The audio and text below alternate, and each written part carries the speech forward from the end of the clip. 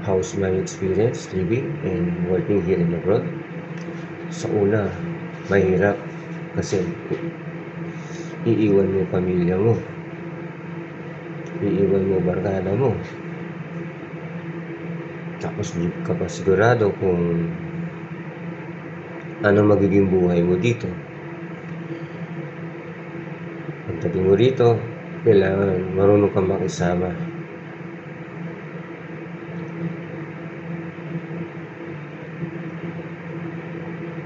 Sa trabaho,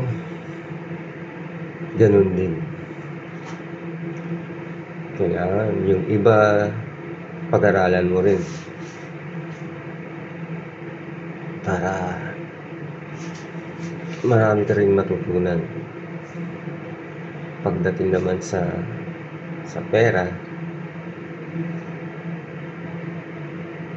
hindi lahat kailangan magtira ka para sa'yo sa loob ng isang buwan. Kung hindi, mahirap kasi wala kang mapupuntahan na tropa, kaibigan na mauutangan. Kaya kailangan marunong kang mabuhay mag-isa. Would you rather stay in the Philippines or abroad? Hindi na tinatanong yan. Siyempre, Pilipino ka. Siyempre, mas gugustuhin ko sa Pilipinas. Kung nagkataon na maganda ang trabaho ko sa Pilipinas, bakit pa ako pupunta dito?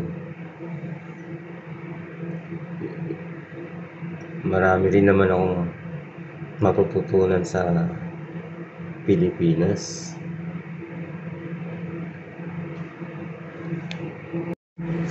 Do you think migration affect the culture for better or worse?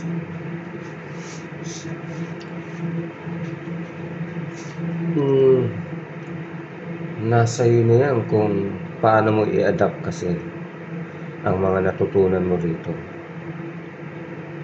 sa trabaho at mga kaugalian nila. Kung paano mo siya ibabahagi pag-uwi mo sa Pilipinas. Matututo tayo makibagay sa kanila. Siyempre, may kasabihan nga na don't live for the past, live for the future. Kaya kung ano yung magandang natutunan mo, bahagi mo.